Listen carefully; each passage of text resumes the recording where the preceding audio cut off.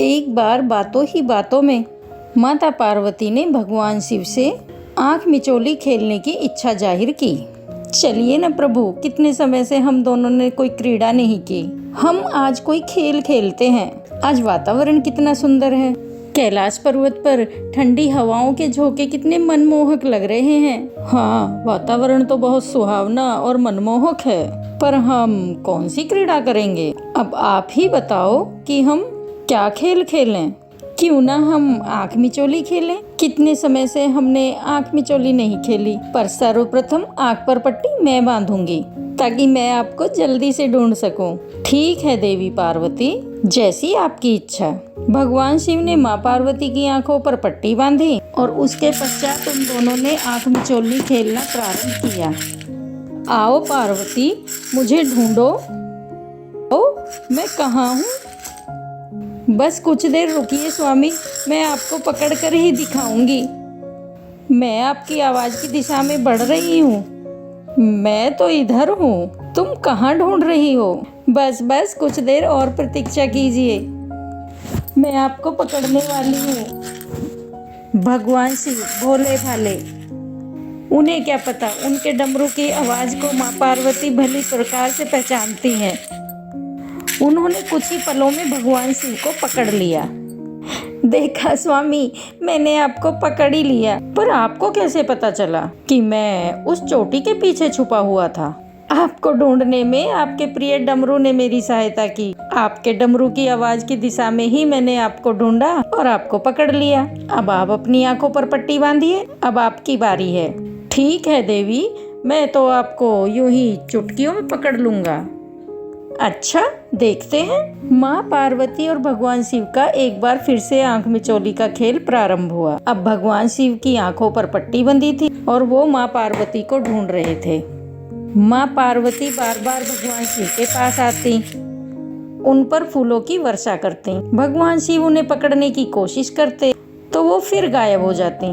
प्रभु प्रभु ईश्वर, यहाँ मैं तो इधर हूँ, आप उधर कहाँ जा रहे हैं? देवी पार्वती को तो पकड़ना बहुत असंभव हो रहा है। अब क्या करूँ? खेल भी तो खेलना है। तभी भगवान शिव को बालक गणेश की आवाज सुनाई दी। गणेश पुत्र, गणेश, जरा इधर तो आना। पिताश्री, आपकी आंखों पर पट्टी कैसे बंधी हुई है? तुम्हारी माता और मैं आंख मिचोली खेल रहे हैं। मेरी आंखों पर पट्टी बंधी है। मुझे तुम्हारी माता को ढूंढना है। तुम इसमें मेरी सहायता कर सकते हो। जरा देखकर तो बताओ, तुम्हारी माता किस दिशा में छुपी हुई है? मैं उन्हें पकड़ लूंगा। पिताश्री, यदि मैंने आपकी सहायता की तो माता श्री मुझसे नाराज हो जाएंगी, और वैसे भी ये तो खेल में कपट हुआ ना। मैं आपकी इस छल में सहायता क्यों करूं? नहीं पिताश्री, मैं आपकी इस कार्य में कोई मदद नहीं कर सकता। ये खेल आपको स्वयं ही खेलना होगा। मैं जा रहा हूँ, कार्तिकेय भैया मेरी प्रतीक्षा कर रहे हैं। हम दोनों भ्रमण के लिए जा रहे हैं। अरे पुत्र गणेश, अरे सुनो तो। ओहो, अब क्या करूं? मैं पार्वती को कैसे ढूंढूं? तभी माता पार्वती शिव जी को आवाज लगाती हैं। क्या हुआ स्वामी, पुत्र गणेश ने आपकी सहायता नहीं की? मैं तो आपके पास ही खड़ी हूँ, इधर, यहाँ। शिव जी माँ पार्वती को पकड़ने की कोशिश करते, पर हर बार असमर्थ हो जाते। अरे प्रभु, ये तो मैं हूँ, माता पार्वती उधर हैं, आपने मुझे पकड़ लिया है। हाँ, ठीक है। इस पट्टी से देखने में मुझे बहुत असुविधा हो रही है। मेरी समस्त इंद्रियां भी काम नहीं कर रही। मैं अपनी शक्ति से देवी पार्वती को देख भी नहीं पा रहा हूँ।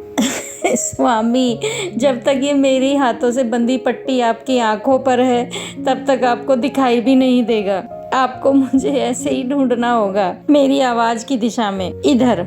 भगवान शिव बहुत देर तक माता पार्वती को पकड़ने की कोशिश करते हैं, पर हर बार वो असफल रहे। अब उनके पास सिर्फ एक ही रास्ता था जिससे वो माता पार्वती को पकड़ सकते थे। मैं गिरने का नाटक करता हूँ। देवी पार्वती मेरी आवाज सुनकर यहाँ जरूर आएंगी और फिर मैं उन्हें पकड़ लूंगा।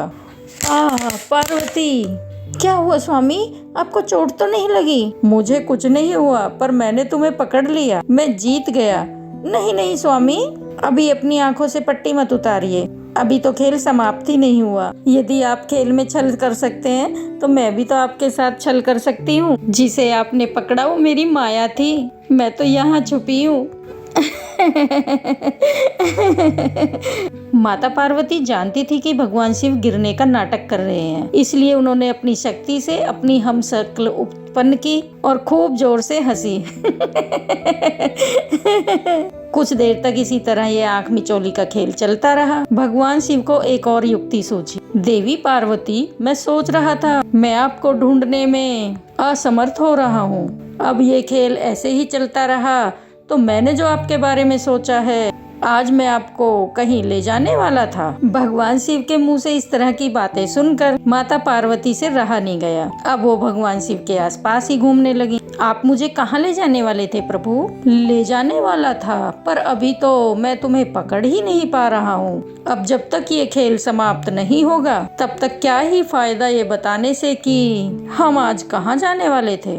बताइए ना प्रभु, मेरे मन में बहुत उत्सुकता हो रही है। हम कहाँ जाने वाले हैं? अब आप इतनी दूर दूर से मुझसे वार्तालाप करेंगी तो मैं कैसे बता पाऊंगा। माँ पार्वती ये भूल चुकी थी कि अभी तो आंख मिचौली का खेल चल रहा है। शिव जी ने उन्हें अपनी बातों में फंसा लिया और बस माँ पार्वती पकड़ी गयी। ये पकड़ लिया मैंने आपको। अच्छा, तो आप जानबूझकर मुझे बातों में उलझा रहे थे ताकि आप मुझे पकड़ सको। जाइए प्रभु, मैं आपसे बात नहीं करूंगी। शिव जी ने अपनी आंखों से पट्टी उतारी। वे समझ गए थे कि माँ पार्वती नाराज हो गई हैं। अब उनके पास माँ पार्वती को मनाने का एक ही रास्ता था। अच्छा ठीक है, तुम जीती मैं हारा। वैसे मैं सोच रहा था क्यों ना हम आज स्वर्ग की सैर पर करें। बहुत दिनों से हम किसी भ्रमण पर नहीं गए। भ्रमण पर? ठीक है, तो मैं अभी तैयार होकर आती हूँ। बस महादेव और माता पार्वती के बीच सुलह हो गई और वे दोनों स्वर्ग के भ्रमण पर निकल जाते हैं। सच्ची तो है, पति पत्नी का रिश्ता ऐसा ही होता है। जहाँ एक पल में खट्टी मीठी लड़ाई होती है तो वहीं एक पल में एक दूजे के लिए ढेर सारा प्यार उमड़ आता है। तभी तो ये बंधन 7 जन्मों का कहलाता है। दोस्तों, अगर कहानी अच्छी लगी है तो कमेंट बॉक्स में हर हर महादेव लिखना नहीं भूलना और चैनल पर नए हैं तो चैनल को सब्सक्राइब जरूर करना। हर हर महादेव।